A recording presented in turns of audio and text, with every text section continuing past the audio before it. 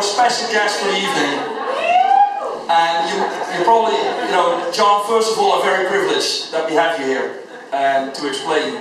I must say that Guy Koenige is on the 6th of January. That means basically there's something like the Three Kings. We have on the 6th of January here in Bavaria, so we're a little bit early for that. Just to give you a little bit of an introduction to John. John started his company called Madventurer about 50 years ago. If I also can get the attention of the people in the back, thank you. If you think about this, most people who have done college, they're thinking about a job, either they do consulting, investment banking, corporates, whatsoever. John didn't. John went to go somewhere completely different and started what I called, for a lot of people who wish to have the courage to do this. And that means basically trying to make the world a lot better than it is today. And he started a company that is actually specialized in helping, projects in less developed countries here around the world. And doing very small things, but for these people with a very large impact. And what I see if you hear his story, it's really fascinating to listen to, and he will show us a lot of his experience in the last 15 years. But there are a couple of things what I want to mention here, and I had to write it up, or John has to write it up for me, because otherwise I could not remember it. But there's a couple of things. First of all, what you see here is that he's an African chief. He's a serious African chief of Ghana. And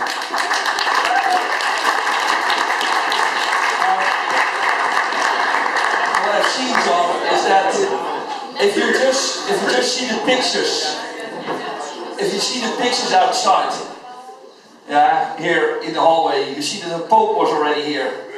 Today we have an African chief from Ghana. So you are in a famous community now.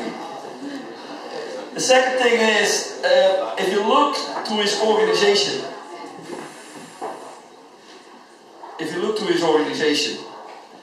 then he is working for the most with students, but also starting now to go in the corporate field and expanding his mission about making the world better, step by step.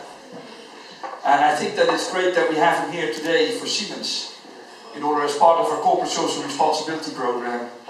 And I must say, this is not my contact. John is not a contact of mine, he's a contact of Jenny Deacon. Somebody who has worked on a project with John in the past and came more forward with him and his organization. I think what is interesting is a little bit about your background, because John did also studied what we call environmental engineering.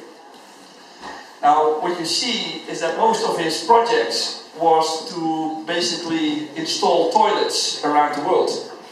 So how much of that environmental engineering has helped you in your study time, I'm not sure, but we'll certainly see that. But for simple things like the toilet is for some people today, for us something what we would not think about as normal, as part of our life. For some people is that a luxury. John, again, I'm very happy and privileged that we have here. We want to listen to your story. I would like to pay attention, because he's going to present here 3 projects which he believes would be a fantastic fit for our program. So anybody, we expect you after this session to start basically thinking about where you want to vote on, but also to start thinking about which of these would I like to participate in one of these projects, and give up 2 weeks of my time in order to start what I call doing a small thing, but with probably having a huge impact for some people in the world. And for that, I'd like to ask you to come on stage, John. Thank you very much again for being here.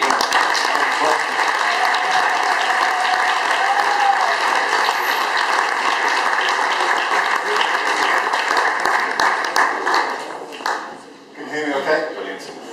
Just realised it's not on the screen there. Just give us 1 second.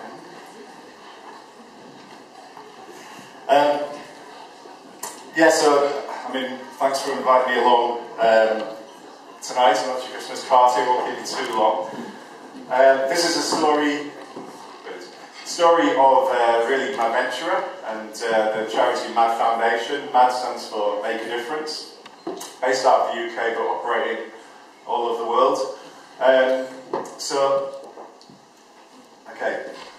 Mad started because I took a gap year, and I don't know if many people in the room took time off when they were students, or have had the chance to go overseas and do sort of projects that's not related perhaps to what they're doing at work or study.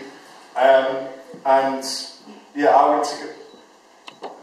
to Ghana, and so I don't know how many have been to Ghana before, but it's about the same sort of size as the UK. The place here called Ho, which is the regional capital of the Volta region.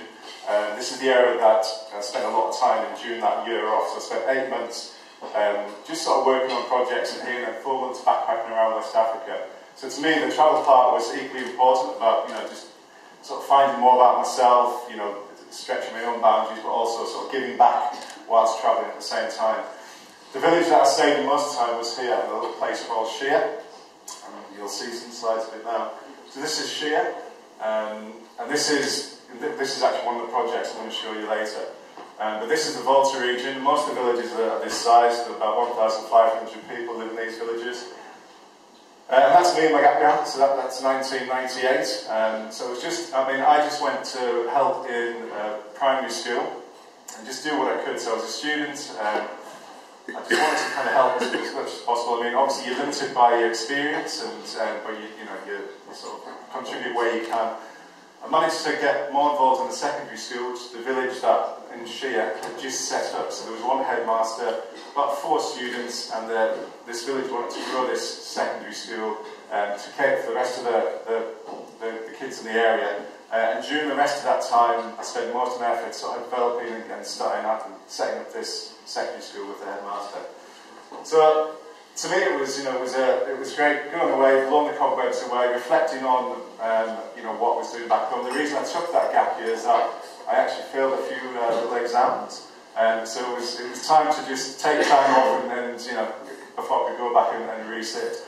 And so it wasn't completely selfish. It was just very much back then. It was very much about, right, I just need something good for my CV, and that's what spurred me on into this sort of journey. But I did want to sort of measure that, and a lot of people in the room like measuring stuff, me included. And I thought, okay, 8 months in Ghana, I've had a positive impact on 2 schools. There's 20 kids in those schools, and 1 student, me. So to me, it was a life-changing experience. That word is overused a lot, but absolutely, this sort of changed my life. At the end of that, obviously, this is what I'm trying to kind of get to this part now. So the village asked you to become an honorary development chief. So a position was created and put in, working under the main chief, who I'll show you in a second, Toby Dejau III. And they invited me back out to Ghana.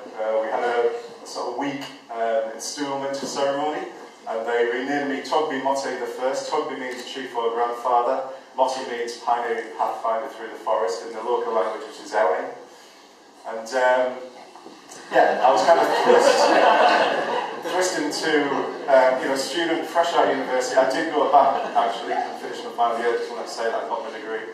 But I was thrust into this world of, okay, well, I'm a student, I've had that gap year experience, what do I do now? I haven't got much money, I hadn't been applying for jobs, and it was alright, let's go back to the village, speak to the chiefs, find out how I'm going to be useful, if there's anything I can actually do, if they've got ideas of how they could use me, seeing that I'm based in the UK, and perhaps I get access to funds and things like this.